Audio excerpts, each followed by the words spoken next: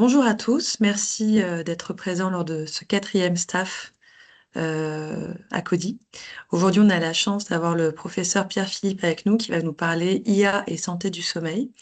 Donc, c'est 40 minutes de présentation, 20 minutes d'échange en fin de session.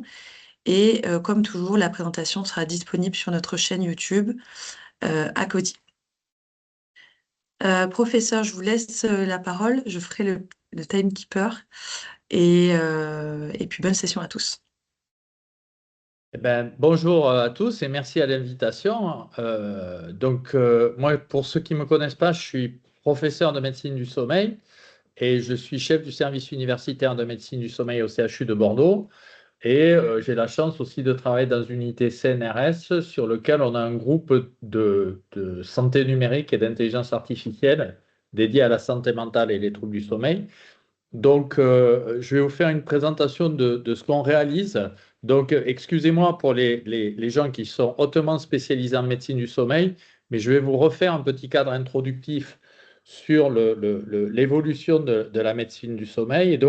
Pour mémoire, le sommeil, c'est une fonction physiologique transversale.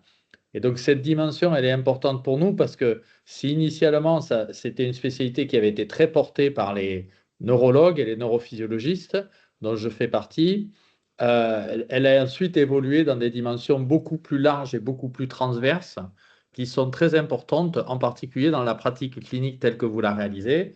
Et donc, la médecine du sommeil, c'est une médecine transversale qui va concerner des enjeux comme par exemple l'accidentologie routière, mais aussi la performance scolaire, la dépression, le risque cardiovasculaire, voire même le risque infectieux ou le risque métabolique.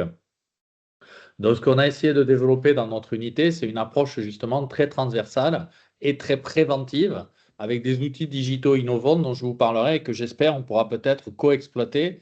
Certains d'entre vous le font déjà, je pense à Marine, à Saint-Jean-de-Luz, mais il y a d'autres centres, je pense, qui peuvent être susceptibles de profiter de nos développements technologiques. Alors, comme je vous l'ai dit, hein, au début, on était très centré dans les années 80 sur la prise en charge des pathologies neurologiques et des pathologies psychiatriques avec l'insomnie et puis la somnolence. Et puis, l'avènement de la prise en charge des apnées du sommeil a complètement bouleversé le champ de la médecine, en particulier avec un modèle économique très robuste qu'on a réussi à transformer en un modèle intellectuel, puisqu'on a réussi à créer une formation spécialisée transversale. Donc, on a le privilège d'être dans un pays où on a la capacité maintenant de décliner des prises en charge dans un domaine extrêmement professionnalisé et interdisciplinaire. J'insiste sur ce domaine parce qu'on voit bien que la médecine du sommeil, maintenant, ce n'est pas une médecine qui va se réduire à une médecine d'organes, mais au contraire à une médecine transversale qui va partager les expertises et les compétences. Donc, ce constat-là, c'est un constat, on va dire, intra-hospitalier, mais il s'est passé quelques événements extra-hospitaliers qui ne vous sont pas échappés, je pense, et qui ont complètement bouleversé dans les 5 dernières années la vision qu'on a de la place du sommeil dans le cadre de la santé mentale. Alors, cette étude, je ne sais pas si certains d'entre vous la connaissent, mais c'est une étude auquel je me réfère très régulièrement, qui s'appelle Coviprev. Malheureusement, elle a été interrompue en septembre 2022, mais on va essayer de la relancer, en particulier avec la DGS en créant un observatoire national du sommeil. Mais le point important, c'est ici, vous avez en bas, vous voyez la prévalence des troubles dépressifs qui est de l'ordre de 18% dans la population générale, les troubles anxieux qui sont 28% et les plaintes de sommeil qui sont 60%. Et ce qui est très intéressant, c'est cette étude-là, elle a porté sur les périodes confinées, déconfinées, confinées, reconfinées. Et ce qu'on voit, il y a une espèce de pulsatilité sur la pathologie mentale où à chaque fois qu'on confine les gens, on augmente les plaintes et quand on les déconfine, on abaisse les plaintes psychiatriques, d'accord? On le voit ici. Et ce qui est assez spectaculaire, c'est que depuis le Covid, les plaintes de sommeil n'ont cessé d'augmenter. Alors la question est assez sibylline, hein, c'est avez-vous présenté dans la semaine des plaintes du sommeil, quelles qu'elles soient? Et là, vous voyez, on est à 60% de plaintes.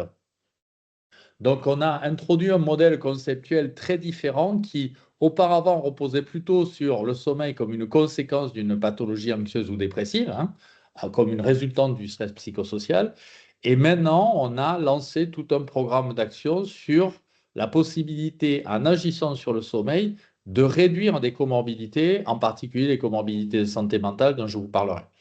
Donc ce modèle-là, il est important parce que ça veut dire que dans la population que vous recevez dans vos centres hospitaliers, l'enjeu de la santé liée au sommeil est probablement massivement élevé. C'est-à-dire que probablement, vous aurez 8 patients sur 10 qui auront un enjeu de santé lié au sommeil que vous adressez pas forcément parce que vous n'en avez pas forcément la culture, mais aussi peut-être pas forcément le temps ou les compétences matérielles. Et donc, l'intérêt de développer des outils digitaux en complément de la pratique médicale classique, c'est justement de couvrir l'ensemble de la santé liée au sommeil. Alors, ce que vous faites en ce moment dans vos centres, c'est ce que je vous présente là, je pense. C'est-à-dire, d'un côté, vous repérez des maladies comme le syndrome d'apnée du sommeil, voire des maladies plus complexes comme la narcolepsie, et vous allez avoir un point d'entrée assez militaire en disant, est-ce qu'il y a une pathologie du sommeil? Et schématiquement, on fait très caricatural, est-ce que cette pathologie, elle est plutôt liée à un symptôme de somnolence ou plutôt liée à un symptôme d'insomnie? En tout cas, c'est un filtre assez standardisé pour lequel on reçoit par exemple des demandes de médecins généralistes pour nos centres. Bon, ce que je vous propose d'intégrer dans votre réflexion, c'est un modèle qui a trait à la santé liée au sommeil, où sur ces maladies, vous allez avoir la possibilité de plaquer d'autres dimensions qui rentrent dans le même cadre de la perturbation du sommeil induisant une somnolence et une insomnie, mais qui va traiter, par exemple, les enjeux de privation de sommeil, les enjeux d'irrégularité du sommeil avec le jet lag social, et en prenant en compte des enjeux un peu plus élargis. Alors nous, on le fait beaucoup en digital, mais vous, je pense que vous le faites aussi dans le lien humain avec vos patients, qui sont les déterminants individuels, les déterminants sociaux, sociétaux, voire maintenant environnementaux, puisqu'on sait que l'environnement va beaucoup bouger. Donc l'idée, c'est de pouvoir jouer en même temps sur le repérage des maladies et sur la mise en place de l'adressage de la santé liée au sommeil. Alors la santé liée au sommeil, c'est un concept assez nouveau, hein. On en parlera parce qu'on a traduit des échelles justement pour vous aider à quantifier le degré de santé liée au sommeil, mais schématiquement, en gros, il y a les trois piliers que vous connaissez bien qui sont la durée, la régularité et la qualité du sommeil, sur lesquels se sont greffées des notions d'efficacité, de vigilance et de temporalité, c'est-à-dire est-ce que vous êtes plutôt du soir, plutôt intermédiaire, plutôt du matin. Et cet ensemble de déterminants-là, vous voyez, ils sont très impactés par des enjeux comme le travail posté, le télétravail, mais ça peut aussi être lié à des maladies. Par exemple, vous pouvez massivement altérer la qualité de votre sommeil à cause d'un syndrome d'apnée du sommeil, par exemple. Donc l'idée d'avoir une vision un petit peu intégrative et générale, ça permet de faire le pont entre les comportements et les pathologies. Ça, c'est le questionnaire qu'on a traduit et publié avec Jean-Arthur Miculot en 2021. C'est un questionnaire américain qui a été identifié, vous voyez, qui s'appelle la RUSATED. Donc l'avantage, c'est qu'elle est publiée, c'est extrêmement simple. Vous voyez, on repose sur 6 questions et ça permet, avec des degrés d'intensité, d'avoir des scores qui, en gros, vont vous permettre très rapidement de dire il y a problème, il n'y a pas problème par rapport à cette notion de santé liée au sommeil. Je pense que dans des enjeux de santé publique, comme vous les pratiquez vous, puisque vous êtes des acteurs de santé publique à travers vos centres de sommeil, introduire un petit questionnaire comme ça de repérage, ça peut être un élément intéressant avant de rentrer plus spécifiquement dans la sémiologie clinique pour identifier des problèmes plus précis. Alors, la santé liée au sommeil, comme je vous l'ai dit, c'est extrêmement méconnu encore. Et ça peut paraître un petit peu abstrait pour certains d'entre vous. C'est pour ça qu'on va vous donner des clés un petit peu plus précises pour adresser le sujet. Alors, j'ai toujours une analogie quand je fais mes présentations, qui est l'analogie entre les châteaux forts et le désert. Alors, les châteaux forts, c'est quoi? Le pire exemple, c'est les centres hospitalo-universitaires, parce qu'on est très loin. Il y a un grand pont-levis qu'il faut abaisser pour faire rentrer les malades dedans. Et souvent, les patients n'ont aucune idée de comment y arriver. D'accord? Et à côté de ça, vous voyez dans le lointain, il y a des toutes petites maisons de santé, voire il y a des cabinets privés qui sont très intéressants dans l'enjeu du soin, mais aussi qui ne sont pas forcément facilement identifiables. Donc, ce qu'on essaie de faire avec le plan sommeil maintenant qui est porté dans le cadre du plan de santé mentale, c'est de réfléchir sur des notions de santé et de prévention primaire et secondaire. Donc, le contexte de la prévention primaire, c'est limiter le besoin d'adresser une requête au château fort, parce que le château fort, il est saturé. Et le contexte de la prévention secondaire, c'est peut-être de prendre des gens qui étaient dans les châteaux forts et les réadresser dans le désert numérisé, numérique, pour pouvoir permettre à des gens dans leur environnement de vie courant, y compris même des déserts médicaux, d'exister avec une qualité de soins performante et un degré de fiabilité et de suivi pertinent.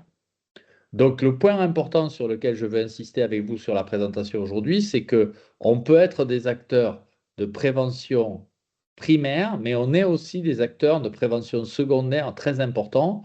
Vous le faites en tissant des liens avec les cardiologues, hein, ou avec des endocrinologues, je pense, dans la prise en charge des malades, mais on peut faire encore mieux à travers la santé liée au sommeil. Alors, la problématique du contexte du soin, vous la vivez toutes et toutes. Donc, je pense que le premier élément, c'est la surcharge des médecins. Le deuxième élément, c'est le fait qu'on soit finalement assez désorganisé avec des données partielles et non partagées encore. Le troisième élément, c'est qu'on a une évaluation qui est très ponctuelle. Donc, en fait, c'est quand le malade vient vous voir que vous avez une mesure de son état de santé, alors qu'on sait qu'on a des outils maintenant comme Canopé, on en parlera, qui font une mesure écologique et suivie dans le temps. Et puis le dernier élément, c'est quand même l'enjeu de fatigabilité et de spécialisation qui fait qu'on se retrouve de plus en plus vers des territoires désaffectés comme les déserts médicaux. Donc l'architecture et le programme de la délégation numérique en santé, auquel j'ai le plaisir avec qui j'ai le plaisir de collaborer au ministère de la Santé, c'est de créer une solution numérique. Donc la solution numérique, le premier enjeu, c'est vraiment un accès immédiat et n'importe où. C'est important, pourquoi? Parce qu'il y a une temporalité dans le suivi des maladies chroniques, dans le repérage précoce des symptômes qui est très importante en matière de coût et de consommation de soins. Donc l'idée d'avoir des outils qui rapidement peuvent vous informer d'une évolution de la santé, c'est un enjeu déterminant de santé publique. Et puis, malheureusement, vous le savez, on a des déserts médicaux. Et donc, pouvoir adresser des enjeux de plainte ou d'évaluation sur tout le territoire instantanément, c'est un programme massif. Le deuxième élément, c'est que si on réussit à structurer des bases, ce que nous, on a fait avec Canopé, mais qu'on pourrait partager avec vous, c'est un des enjeux de discussion avec le professeur Lévy qu'on a maintenant, c'est de dire, ben, on pourrait avoir un thermomètre, en gros, des observatoires qui nous permettent d'évaluer l'évolution de l'état de santé des populations, mais aussi l'impact de nos interventions sur un mode continu et qui est quand même extrêmement important, en particulier au vu de la fréquence des maladies chroniques qui constituent la médecine du sommeil. Le troisième élément, c'est que ces données régulières et collectées en situation réelle, elles vont modifier notre pratique clinique. C'est-à-dire qu'on peut imaginer, enfin vous le savez déjà avec l'utilisation et l'observance de la PPC avec des outils digitaux, mais on peut vraiment imaginer que dans le cadre de la révolution de la prise en charge des maladies chroniques, on va pouvoir faire évoluer massivement nos pratiques. Et puis, le deuxième élément, j'en parlerai brièvement à la fin de mon discours, c'est que si on a une base de données et des outils de collecte suffisamment pertinentes, des outils comme l'intelligence artificielle vont nous aider massivement à amplifier ces outils de suivi autonome. Alors, les enjeux de santé publique, en fait, c'est très complexe si on s'y attache. Et finalement, les problèmes ne sont pas forcément où les gens croient. Par exemple, beaucoup de gens s'interrogent sur la pertinence de l'efficacité des outils. Or, ce qu'on montre, c'est qu'il y a énormément de solutions, par exemple les thérapies cognitivo-comportementales, dont l'efficacité est plus du tout à démontrer. Le deuxième niveau, qui est un niveau déjà beaucoup plus complexe dans nos sociétés, c'est le niveau de l'acceptabilité. Et là, on voit que, par exemple, on rentre déjà dans des enjeux de partage de données. Par exemple, si on veut utiliser des bracelets communautés ou des choses comme ça, on rentre déjà dans des enjeux de RGPD très complexes. Et la technicité, les modalités de remboursement codent beaucoup, en particulier pour le secteur médical, sur l'acceptabilité de ces pratiques-là. C'est-à-dire prescrire une ordonnance hypnotique, c'est facile et accessible à tout le monde, ça prend une minute. Expliquer le téléchargement d'une application et s'en servir, c'est très compliqué. Et donc, l'enjeu de l'implémentabilité, c'est-à-dire comment est-ce que l'ensemble de l'organisation des soins va basculer en respectant les besoins des patients, mais aussi les attentes des médecins en termes de consommation temporelle et de compréhension technologique, c'est extrêmement important. Vous le savez tous, je pense que vous avez des outils digitaux sur vos bureaux. On sait qu'il y a pratiquement 40% des temps des médecins hospitaliers maintenant qui sont dédiés à l'usage de logiciels médicaux pour la facturation de la T2A, l'enregistrement des courriers, les constitutions de dossiers médicaux. Donc, cette notion-là, en fait, il y a une philosophie aussi quand même de la révolution numérique, c'est de relarguer un maximum de temps consacré à ces tâches-là pour relibérer du temps sur le contact médecin-patient. Donc, nous, on a fait un choix il y a une quinzaine d'années qui est de s'intéresser aux agents conversationnels. À l'époque, quand je faisais des présentations, je vous avoue qu'il y avait très peu de gens qui comprenaient ce que je voulais faire. Bon, maintenant, ça me fait assez plaisir parce que je pense qu'il n'y a plus aucune présentation autour du numérique qui ne cite pas les agents, hein. Il y a deux mots majeurs que vous allez voir émerger, c'est intelligence artificielle et agent. Et alors, les agents, ça peut être des robots pour fabriquer des voitures, ça peut être des agents qui vont vous accompagner pour réserver votre billet de train, mais ça peut être aussi des collègues virtuels qui vont s'intégrer dans le circuit de soins. Donc, le prérequis de ces outils, c'est qu'ils doivent être reproductibles, accessibles, capables de traiter un grand nombre de données et dont l'objet doit être de diminuer la charge de travail des soignants et pas de l'augmenter. Et puis, une autre notion qui est un peu la spécialité de notre unité de recherche, c'est de faire de la recherche en informatique émotionnelle, qui est une branche de l'intelligence artificielle, qui vise en gros à rendre des interfaces homme-machine empathiques. Bon, c'est un projet assez ambitieux qui a commencé avec les tests de Turing, mais sur lequel on a massivement progressé et dont je vous parlerai brièvement. Donc, dans les 15 dernières années, on a développé des agents échelle 1 où on a publié la capacité de ces agents en réalité des diagnostics versus des médecins, par exemple dans la dépression ou dans l'addiction. On a réalisé aussi des agents pédagogiques avec des malades virtuels parce que si on doit rentrer dans une révolution numérique, il faut pouvoir expliquer aux gens, à la fois les soignants et les soignés, l'intérêt de ces agents. Et puis, depuis le Covid, on a développé des compagnons, d'abord qu'on avait conçus pour accompagner les malades sous PPC, mais qu'on a assez rapidement transféré aux enjeux de la santé liée au sommeil. Et ça, c'est la deuxième partie de ma communication où je vais vous expliquer tout ce qu'on a développé dans les 10 dernières années avec le programme Canopé. Alors, ces agents-là, c'est une réflexion parce que quand j'étais petit, j'étais psychiatre. Maintenant, je suis neurophysiologiste, mais j'ai gardé quand même un certain attrait pour ça. C'est une publication qu'on a faite en 2020 dans Nature Digital Medicine, où on s'est intéressé à demander aux gens qu'est-ce qui fait que vous allez engager avec les agents. Et on a été extrêmement surpris parce qu'une des réponses qui est ressortie, c'est qu'il y avait une relation avec les agents basée sur le non-jugement qui pouvait la rendre plus confortable ou plus accessible qu'avec un humain, ce qui est assez impressionnant. Et donc, les facteurs principaux d'acceptabilité, c'est la notion de confiance. Et dans la confiance, il y a l'absence de non-jugement. Et une autre notion importante, c'est la notion et donc, la confiance, ça repose sur la crédibilité et la bienveillance, d'accord? Et donc, cette notion de crédibilité et de bienveillance, elle est aussi liée à qui porte le programme de développement. Et donc, par exemple, la crédibilité, c'est l'effet blouse blanche, vous savez, où on dit ça a été développé par le CNRS, le CHU, donc c'est fiable. Mais c'est important parce que ça veut dire que si vous utilisez des applications digitales, le fait que vous les prescriviez va renforcer la crédibilité et donc potentiellement la notion de confiance des patients et donc le suivi. Donc, ce n'est vraiment pas un outil compétitif avec le médecin, c'est un outil collaboratif. Donc, le challenge des thérapies cognitivo-comportementales autonomes, c'est en particulier, comme on l'a dit, d'abord l'efficacité, c'est-à-dire est-ce qu'on est en capacité, en proposant des interventions autonomes, d'améliorer, par exemple, le sommeil des gens, puisque c'est notre propos. Donc, quand on a lancé Canopé, on a obtenu pendant le Covid l'accord de Google et d'Apple pour mettre sur des plateformes techniques l'application qui est téléchargée gratuitement. Vous pouvez la télécharger vous-même. Canopé, c'est avec un K. Donc, je vous ai dit, on est à 115 000 téléchargements maintenant. Et cette application-là, comment elle marche? C'est assez simple.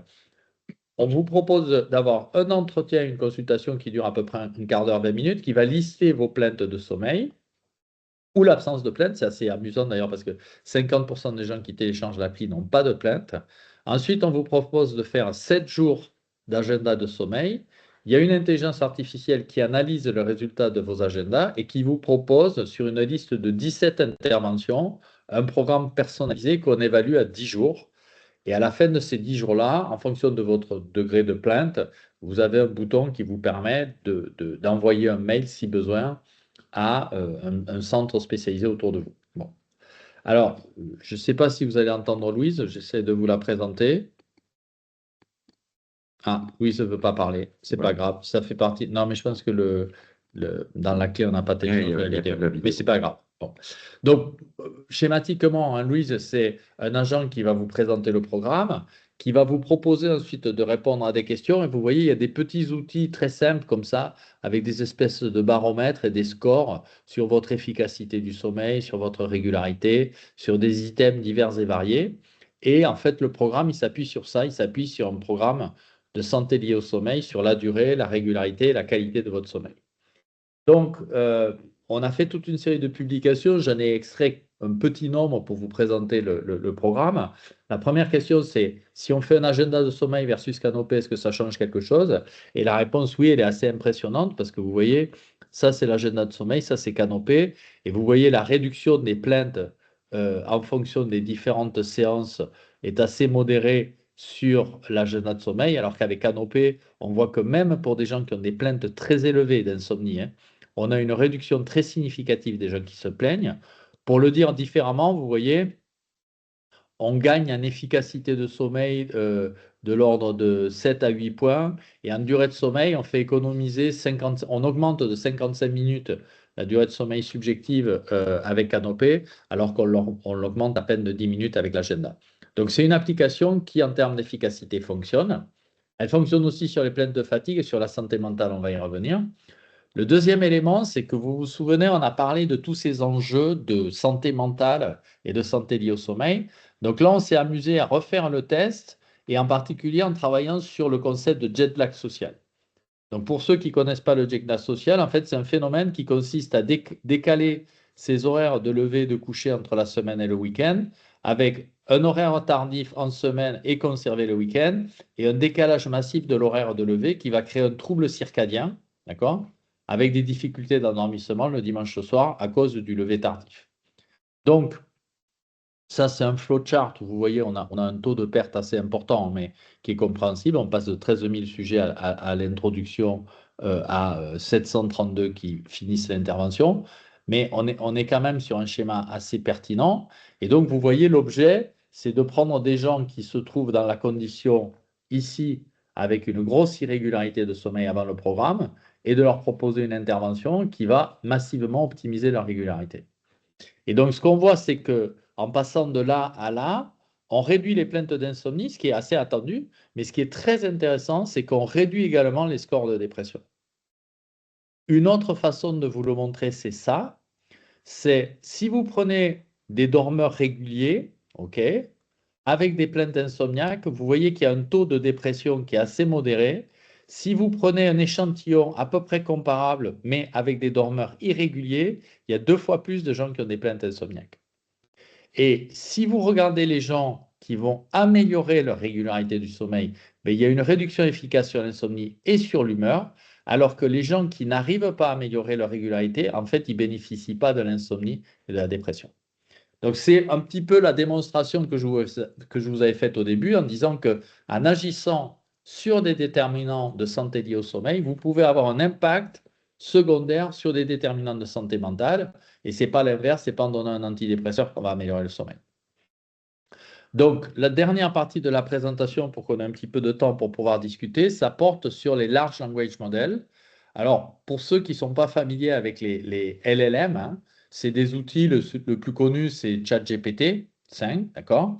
Et donc, ces outils-là, c'est des outils extrêmement prometteurs parce qu'ils sont déjà utilisés, malheureusement, de façon un peu anarchique par la population générale pour s'auto-diagnostiquer, mais c'est des outils qui sont capables d'analyser des contenus de discours et d'en extraire des recommandations. Donc, le futur va passer par là. Doctolib, vous avez vu, va proposer un agent conversationnel payant à la charge des patients pour pouvoir avoir un accompagnement médical. Nous, on espère pouvoir faire des solutions gratuites. Mais schématiquement, en gros, un large language model, ça peut s'adapter à travers ce qu'on appelle le prompting. Et il y a différentes formes de prompting. Le plus banal, c'est le zero shot learning. Donc, le zero shot, c'est par exemple dire bah, je fais de la médecine du sommeil en m'appuyant sur le DSM-5R, d'accord? Mais il peut y avoir après soit du fine-tuning en essayant d'introduire de nouvelles conceptions qu'on n'a pas utilisées dans notre domaine, ou du prompt chaining, c'est-à-dire par exemple dire commence à repérer les symptômes et quand on a repéré les symptômes, va chercher des syndromes pour le diagnostic. Voilà. Donc nous, qu'est-ce qu'on a fait?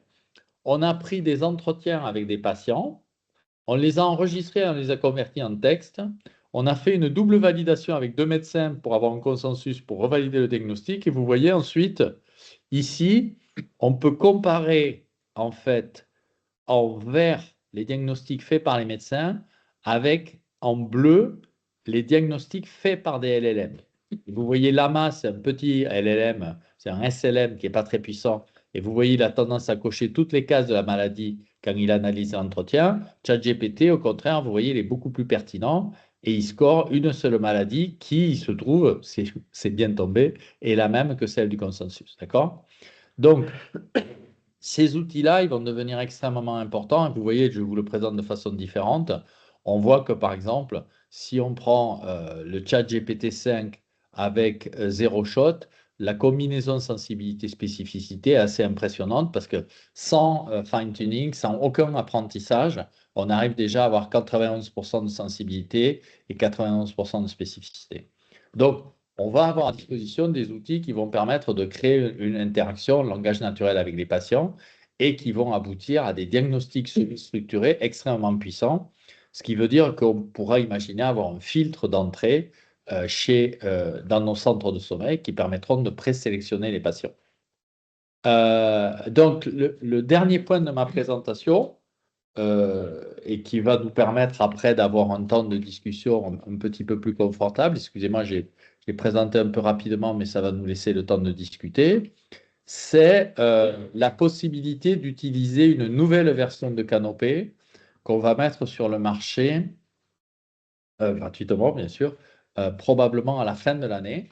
Et donc, cette nouvelle application, c'est quoi schématiquement? Ben, c'est une application, si vous souhaitiez l'utiliser, qui va permettre d'introduire un premier niveau qui est un niveau de diagnostic, où vous allez avoir accès à un entretien clinique que le patient va réaliser sur son smartphone et qui pourra vous présenter. Alors, pour information, dans l'entretien clinique, il y a quoi? Il y a l'échelle d'EASI, le score de somnolence, la PHQ-9 pour la dépression, des éléments de question sur les comorbidités, la consommation de médicaments, les enjeux socio-professionnels. Donc, en fait, ce que une bonne consultation de médecin généraliste doit faire pour identifier les patients. Une fois que vous avez fait ça, une fois que le patient a fait ça, on peut proposer 7 jours de suivi avec un agenda réparti entre des jours de repos et des jours de travail, ce qui permet d'analyser en particulier le jet lag social. Et puis après, on va avoir une première période de 15 jours où on va produire des recommandations personnalisées dans lequel on va mesurer l'effet pendant 15 jours. Et au vu de cette mesure-là, on va faire une deuxième vague d'analyse en reprenant de nouvelles recommandations si besoin pour améliorer le patient, toujours pendant 15 jours, et une troisième vague potentiellement pendant 15 jours pour aboutir à un schéma de TCC autonome complet, d'accord, qui permettra ensuite d'avoir un niveau de rendu en consultation avec vous, qui permettrait d'évaluer d'une part l'acceptabilité, parce qu'on a mis dans Canopé des échelles d'acceptabilité, et puis d'autre part des mesures d'efficacité. Donc l'idée, ça serait que si des gens viennent consulter dans les centres à Cody, vous puissiez leur proposer un téléchargement. Alors, soit lors de la première consultation, soit même si vous avez une infirmière d'appui, vous voyez une IPA, en téléchargement, de façon à voir dans quelle mesure ces outils-là peuvent venir en amont pour faire un adressage, un filtrage et potentiellement une prise en charge spécifique des patients. C'est des outils que nous, on utilise assez régulièrement. Ils sont de toute façon indispensables pour gérer les enjeux de la santé liés au sommeil, mais ça peut être aussi, je pense, une stratégie assez intéressante. Ça peut même créer des modèles, on en parlait avec Patrick, autour des notions de consultation de prévention, puisque vous savez que dans le plan de sommeil, on est en train de réfléchir beaucoup à la modalité d'introduction d'éléments de prévention. Et ces éléments-là, je pense qu'ils sont extrêmement importants à porter dans le futur. Donc, ça fait partie des discussions qu'on peut avoir à la fin de la présentation. Et nous, on sera très, très heureux de nouer un partenariat avec Acodi, justement, pour voir dans quelle mesure ces outils digitaux peuvent être utilisés. Un des éléments intéressants, c'est qu'on a des codes d'accès à renseigner au début par le patient, ce qui veut dire qu'on sera en capacité de récupérer tous les patients dans la base large de Canopé qui viennent d'Acodi, voire même potentiellement par site, hein, en disant ben là c'est Villeneuve-sur-Lot, là c'est Saint-Jean-de-Luz, vous voyez, ou autre, pour avoir après un peu une cartographie. Et ça peut constituer, je pense, un outil intéressant de soutien pour voir dans quelle mesure les patients peuvent profiter de cette aide-là.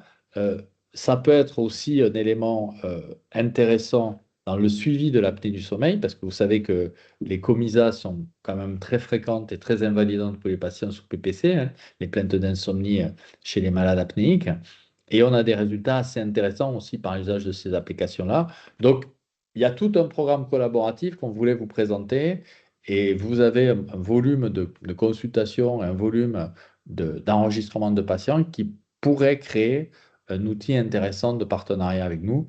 Voilà, et on voulait vous présenter ce projet-là et surtout recueillir vos sensations et vos impressions pour savoir si vous pensez que ça soit un sujet pertinent ou si c'est inadapté parce que vous n'avez pas le temps ou vous n'avez pas les ressources pour adresser le sujet.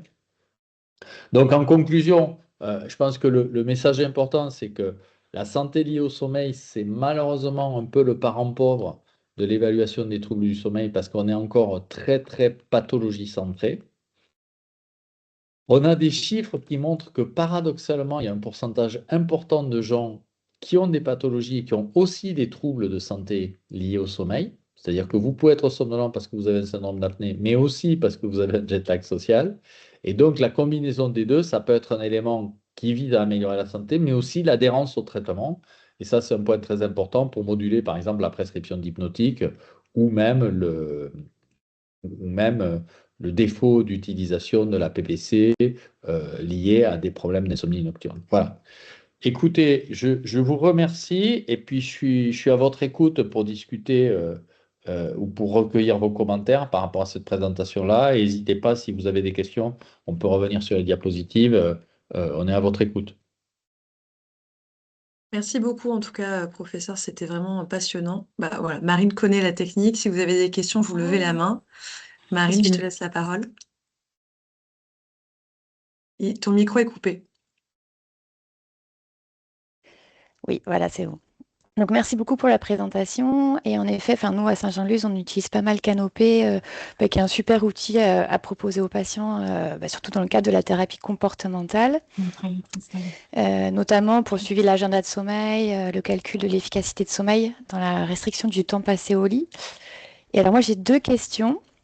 La première, justement, par rapport à la restriction du temps passé au lit, est-ce que vous pensez qu'il serait possible à terme d'intégrer justement les horaires de coucher et de réveil pour aider le patient en fait à suivre au fur et à mesure sa thérapie. Et la deuxième question, mais à plus long terme, est-ce que vous pensez qu'il serait possible d'envisager d'intégrer à cette appli par exemple des vidéos pour expliquer les règles de la TCC aux patients ou même pourquoi pas des liens pour des consultations, par exemple avec des thérapeutes ou en visio ou des choses de ce genre. Alors, je réponds à la première question. On va sortir une nouvelle version là, de l'appli. D'abord, ce qu'on a fait, c'est on a mis des tutos. Donc, il va y avoir des petits pop-up pour expliquer en pratique les éléments.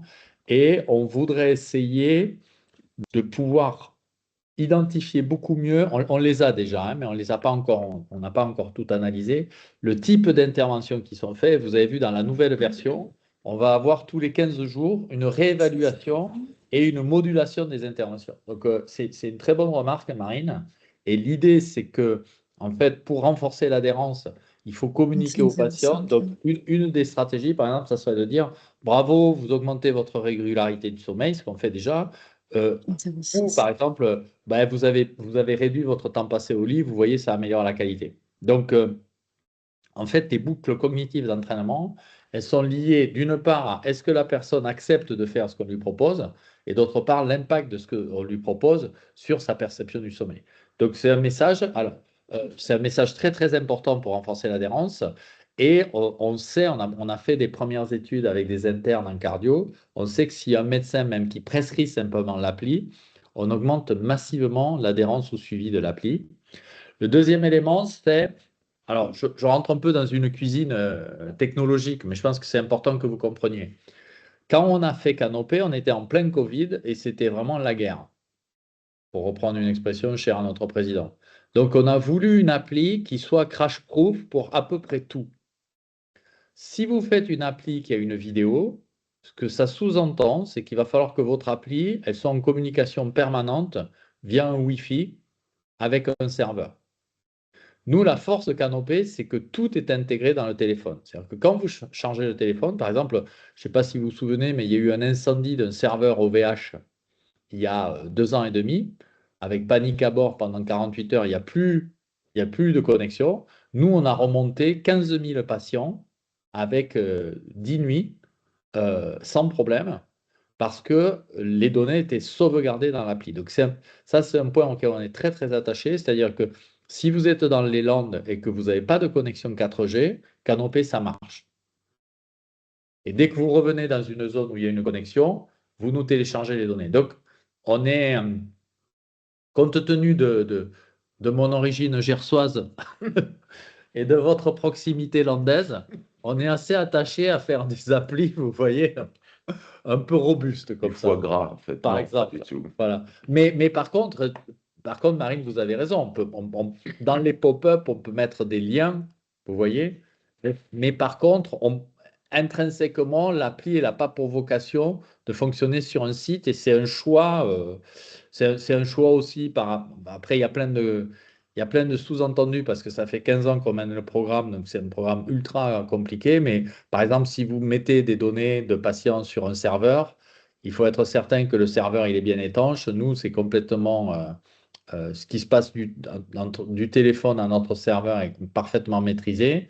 On est stocké sur des serveurs OVH, donc on a un niveau de sécurité RGPD très très élevé, ce qu'on n'a pas toujours si vous devez passer sur un réseau Internet, vous voyez, avec un téléphone qui va pouvoir tracer votre identité. Voilà. Donc c'est un peu des choix de sécurité qui nous ont poussé et de fiabilité qui nous ont poussé à faire ces choix-là. Ok, merci.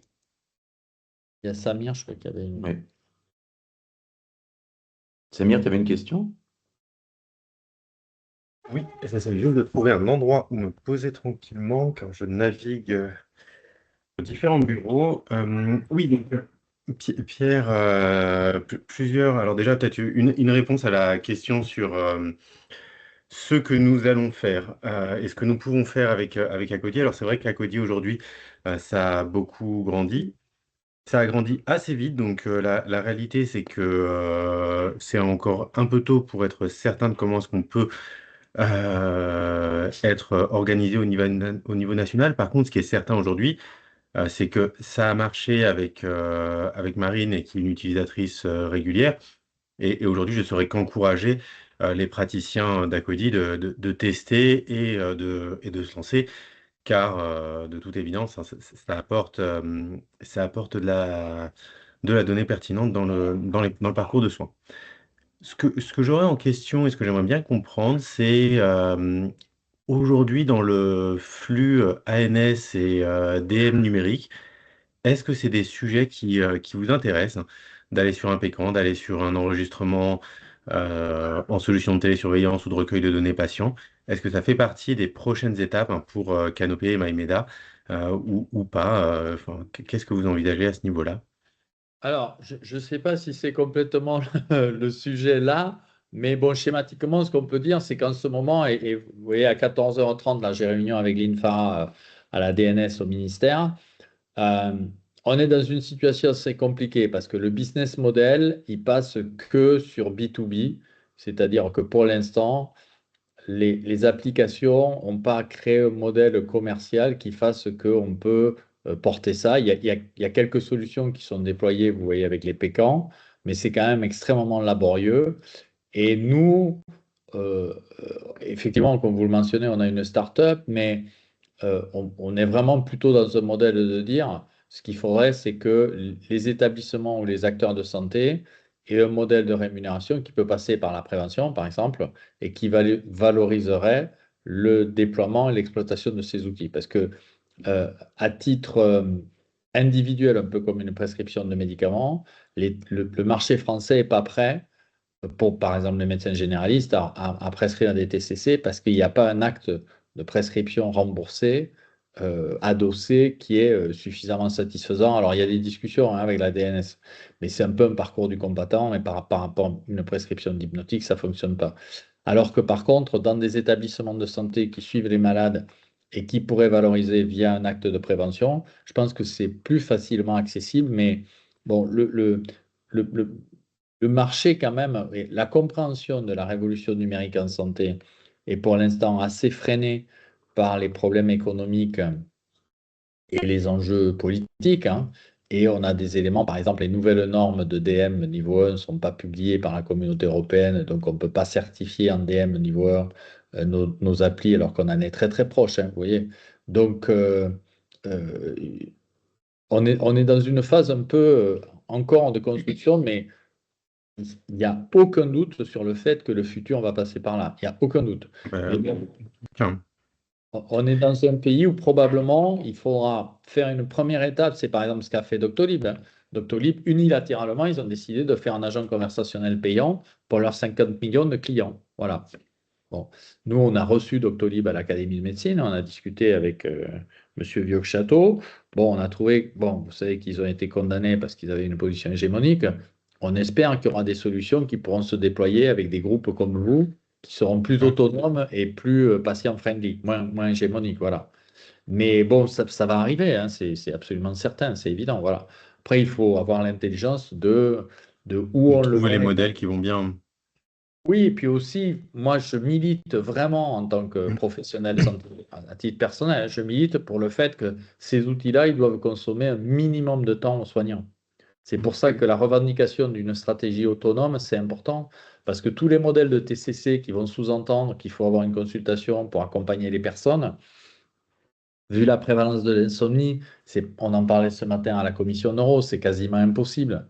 C'est-à-dire qu'il faut créer une couche numérique en amont qui va permettre de trier et après avoir des stratégies qui vont descendre, vous voyez. Et, Et et, Pierre, n'oublions pas que la TCC en plus n'est pas remboursée en France. Donc, quand aujourd'hui on conseille de la TCC à nos patients, c'est vrai qu'on en a beaucoup, hein, bien sûr.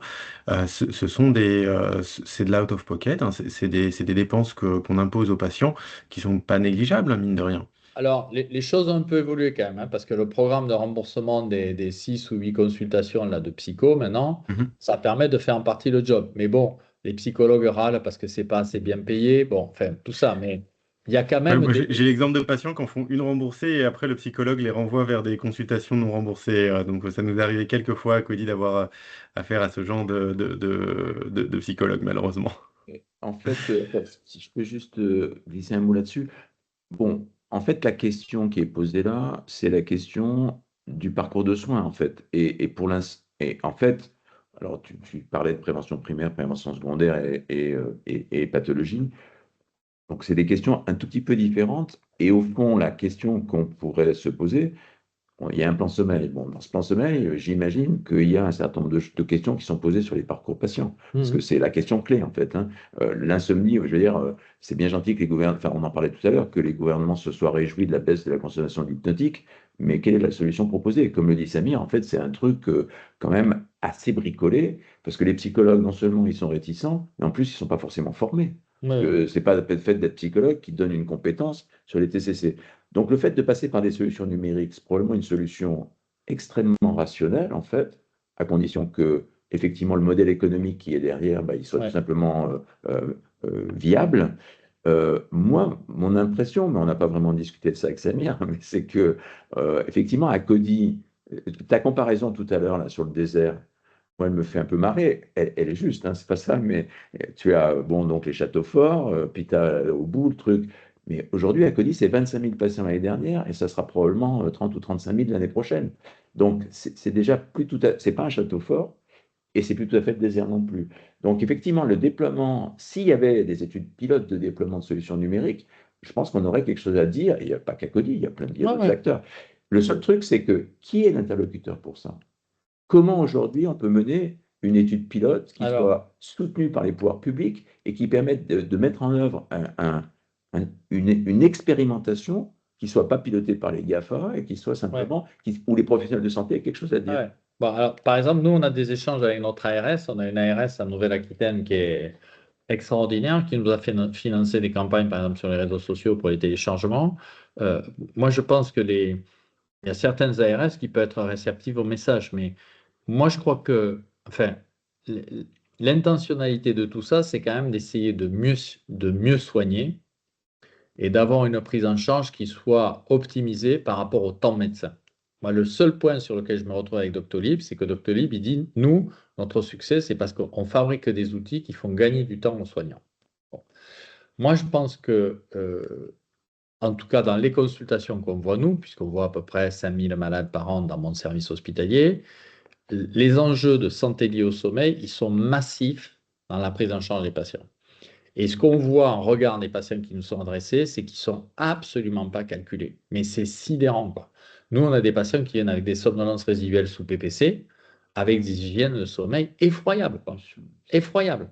Donc, et ça vaut, par exemple, sur la consommation des hypnotiques. Canopé, en fait, si on a l'occasion, si on peut se voir, je vous ferai une présentation un peu plus en détail, vous voyez, on a 15 000 agendas sur 7 jours minimum de personnes qui nous ont renseignés. Vous voyez? Donc, ça nous a appris plein de trucs. Par exemple, les femmes, elles dorment 22 minutes de plus que les hommes. C'est assez rigolo parce qu'on fait des programmes de communication en disant 7 heures, 9 heures pour les adultes, machin. Mais bon, manifestement, les femmes, elles dorment plus que les hommes. Bon. Mais si on regarde sur l'hygiène de sommeil, par exemple, dans nos consultations initiales, la première, hein, donc là, on doit en avoir, je ne sais pas, 65 000 maintenant. 50% des gens, ils n'ont pas de plainte.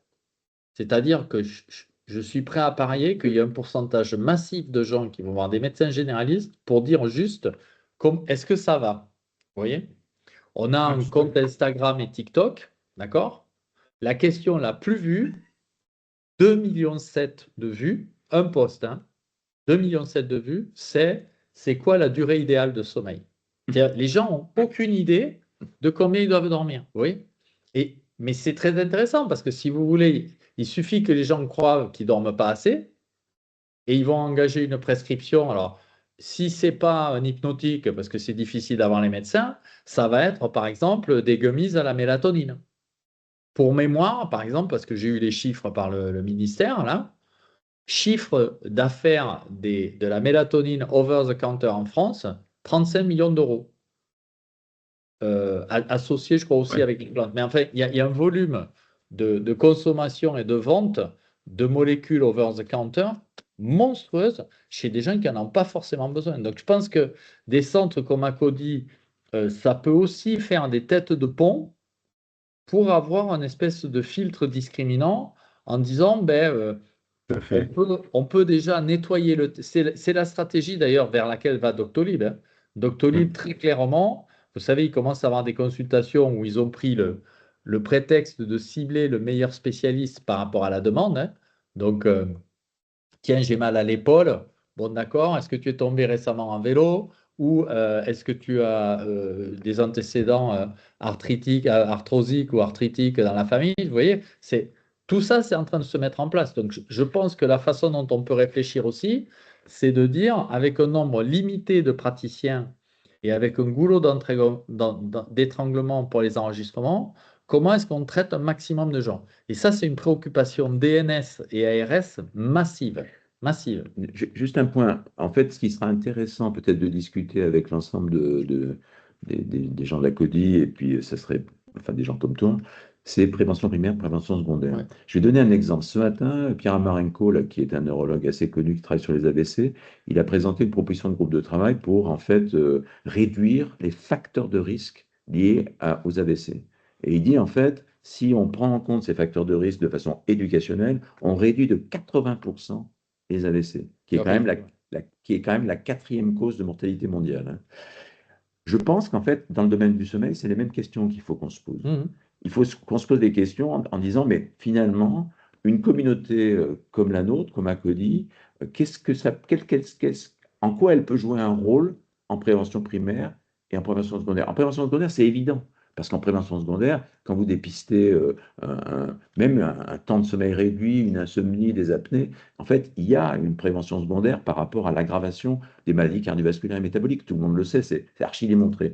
La prévention primaire, c'est plus compliqué Non pas qu'il n'y ait pas des éléments de connaissance, ils sont là, mais parce qu'en fait, la question, c'est l'organisation et le financement. Mm. Je pourrais vous raconter comment j'ai rencontré des mutuelles il y a 15 ans pour essayer de leur expliquer qu'il fallait financer la prévention primaire. Ils m'ont dit, ça ne nous intéresse pas, parce que nous, c'est dans 20 ans qu'on verra le résultat, et donc ça n'impacte pas sur notre cours de Modèle. résultat. Bon, c'est un peu cynique, mais c'est pas faux, en fait, quand on y réfléchit. Donc, d'une certaine façon, il faut que les médecins, les praticiens et les praticiens de santé en général et les pouvoirs publics s'emparent de ces questions de prévention primaire, sans quoi c'est quand même très compliqué. Après, est-ce qu'Acoli a un rôle à jouer là-dedans? Je ne réponds pas, on n'en a pas vraiment discuté, mais certainement c'est un centre d'intérêt pour nous en tout cas. Après, à voir comment on peut interagir. Oui, et puis je pense, en fait, dans la réflexion qu'on a avec la DNS aussi, c'est quoi les structures, c'est quoi les réseaux, c'est quoi les points d'accroche. D'accord?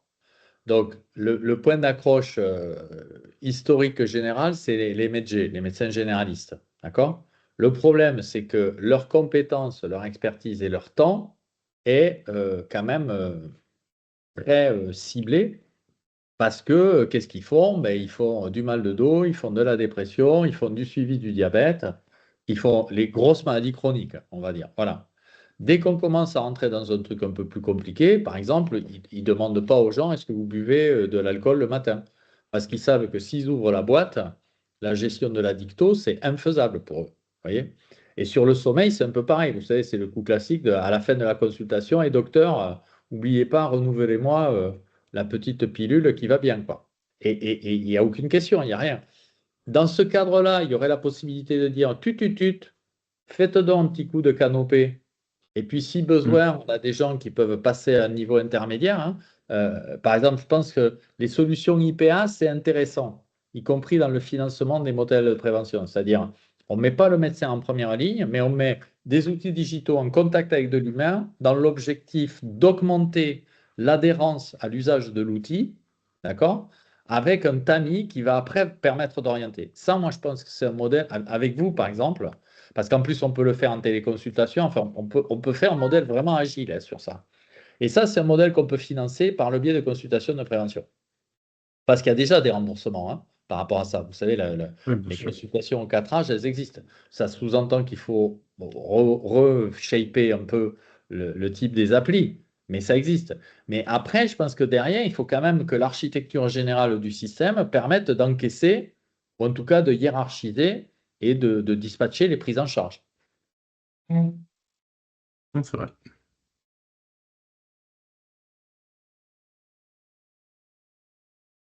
Alors, je peux poser une question? Oui, forcément. Quels sont les droits? Elle a tous les Euh, droits. non, mais moi, j'avais une question qui était dans le pourcentage de vos médecins, comment se vend-il les spécialités? C'est-à-dire, combien il y a de gens qui sont médecins généralistes et qui ont un Et diplôme DU? Combien? c'est la très grande majorité. En fait, aujourd'hui, alors on a un certain nombre de spécialistes qui peuvent être des neurophysiologistes, il n'y en a pas beaucoup, mais il y en a quelques-uns, des pneumologues, on a des ORL, ça c'est arrivé. Mais en fait, la très grande majorité, ça doit être peut-être 90% aujourd'hui, c'est des médecins généralistes qu'on forme en interne et qui passent le DU, etc. Oui, D'où d'ailleurs la nécessité, comme tu le sais, d'avoir des éléments de stage. Et c'est vrai que le fait qu'on puisse faire les stages dans des centres à Cody qui sont expérimentés, où il y a des gens comme Marine ou Théo Reynaud ou d'autres, c'est très très important pour nous parce que, je dis, on bien ne peut sûr. pas en même temps se plaindre qu'on n'a pas de praticiens de sommeil et ne pas les former. Ouais. Mais voilà, c'est quand même essentiellement des gens qui ont eu. Alors, est-ce qu'ils ont une expérience de la médecine générale? Ce n'est pas toujours le cas, hein, parce qu'il y a des gens qui viennent très très tôt, avant même d'avoir fait beaucoup de médecine générale, pour se former au sommeil. D'accord. Mais ça, c'est la problématique des médecins généralistes en France aujourd'hui. OK.